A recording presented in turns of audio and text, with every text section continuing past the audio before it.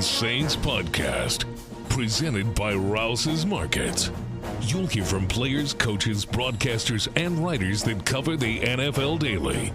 The New Orleans Saints podcast starts right now. Here are your hosts, Erin Summers and Todd Graffagnini. A really hot day, humid day, which was really good for us. Obviously, we reached the threshold right at the end from a wet bowl perspective, and so we had to send the developmental group inside for the finishing part of practice, but it was great practice. Welcome into the New Orleans Saints podcast presented by Rouse's Markets. Erin Summers alongside Todd Graffagnini.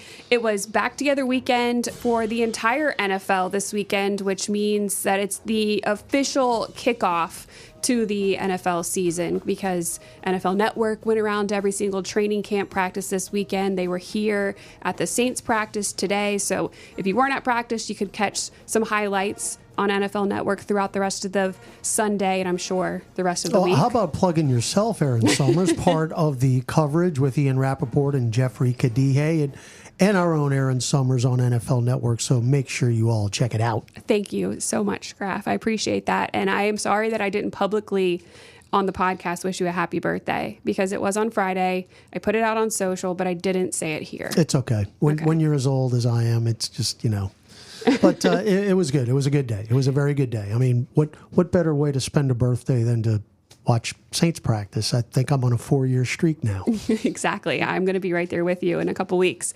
Sunday was probably the hottest day. I would say not probably. Definitely was. It was, I sweated a lot. And Erik McCoy came to the podium and he immediately chugged 2 bottles of water and then grabbed a third after he was done talking and said he needed to continue to drink more, that was not going to be enough. Yeah, or he was going to start cramping up. No, look, that's what you're out here for. I mean, that's part of the deal when you're training in Metairie. We joked about it a bunch, but we had it pretty easy last year in California. I mean, it was 75 every day. You barely broke a sweat. But that's part of it. When you're in Metairie, of course, you want your fans there watching you who are sweating it out with you.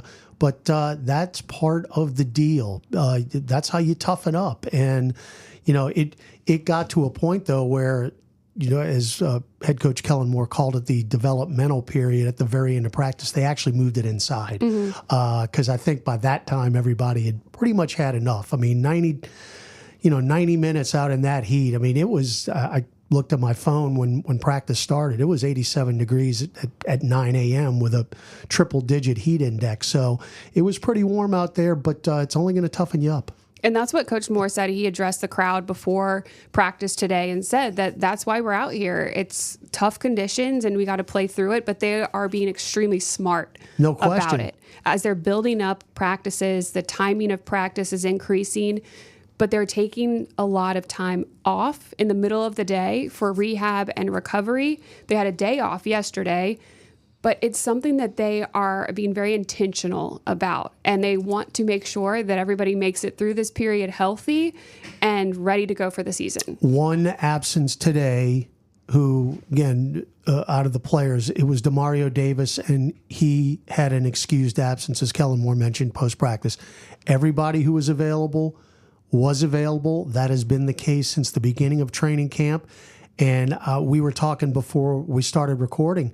We have now heard 4 different players say that they have never felt this good physically this early into camp. And now we're through 4 practices. That's not a coincidence, Erin. If one guy says it, okay, maybe 2. This is the 4th different player we've heard that says how good they feel physically. And again, the key is all about recovery. Erik McCoy mentioned, talking to the media just a little while ago, they're off till 1:30 now. As we record this, practice ended at about 11 o'clock when they started talking to the media.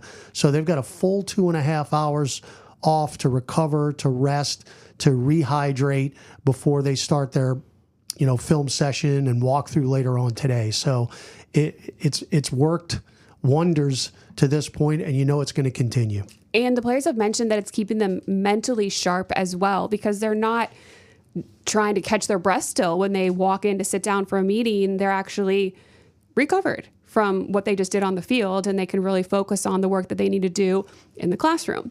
On the field today, though, it was Spencer Rattler who took first team reps in the quarterback battle that we're in here. It's continuing to rotate, so he's gotten his second time now with the first teamers.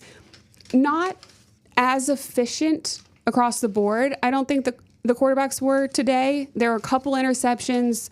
Danny Stutzman had one, and then a little bit later, Julian Blackman, the new safety, had one as well. Inside. We were inside when that happened. But, yeah, look, Rattler got the most reps today than he's had the entire practice. I mean, they really gave him a bunch at the very end before they, called it off and everybody headed inside. But, yeah, it was, I would call it today a little bit sluggish, but sometimes you got to give credit to the defense who did make plays. Looked like there was a lot of miscommunication between whoever was a quarterback and the wide receivers, running backs. It was just one of those days that's going to happen during, the highs and lows of training camp. You're going to see it every single practice.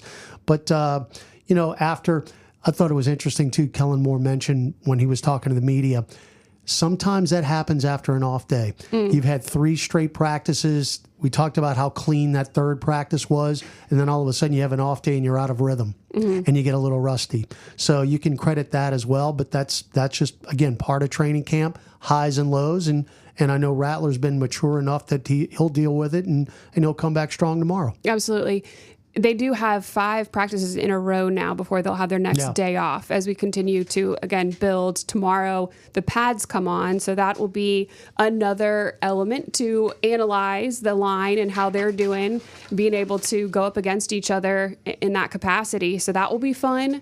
Moore was talking about how everything starts from the inside out, and they really are going to put a lot of pressure on this offensive line and the defensive line. And what's been interesting is, yes, they're running a 3-4 defensively, but you're seeing a lot of 5 guys on the line because you're bringing up 2 linebackers on either side. So technically it's a 3-4, but they've been playing a lot of 5 and 1, and then the back is going to be very fluid. A lot of versatility in this defense. Yeah, McCoy was mentioning that some of the fronts he had seen, especially today, he really gets stressed out. He's called it a five and penny front. He said only 2 teams really use it a lot, is Carolina and Arizona. We just saw that last year, but it's not a defensive alignment that you see very often. And he said he was stressed out about it. But yeah, that's the kind of thing that this offense is going to see on a day in and day out basis, which is good. It can only help the offense, and of course, for the defense to be that multiple, that's going to be really important as we get into the preseason games and regular season. You talked about the 5 straight days before the day off, Erin. Pads tomorrow, pads on Wednesday, pads on Thursday before the Friday day off, and the shorter practice on Tuesday is going to be helmets. But that's going to be a grind, especially if the weather is going to be, and I think it's going to be, what it was today. That's really going to test you, not only physically because of the heat with the pads on, but mentally as well, to try to grind through it. It's going to be a tough week. Yeah. Tuesday was just announced that that's going to be a walkthrough type of period practice, so very light, which will help in that regard. But you have pads on either side. We go back to the recovery aspect of it.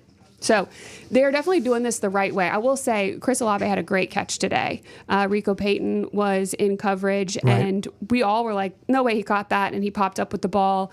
So he looks a little bigger to me. He does. He looks stronger, and I don't know. I'm excited to see what he's going to be able to do this year. Well, it's just good to see him healthy. I mean, we've seen now, and I think he was, before he got hurt last year, he was really, really poised. I mean, we saw how well he played in the opening stages of the season last year before, the injuries took over. So, but again, you go back to it, just you hear what type of offseason these guys have had, and they were able to really participate in these off-season programs where they were able to get their minds and their bodies correct and right before they came into training camp. So I think everybody's state of mind was just really, really high before practice started last week, and it's been really good to see. Yeah, it was a fun practice, even though it was hot. It's always good to be out here, and the fans definitely showed up. Biggest attendance today. I think the estimation was around 2,500 in attendance today,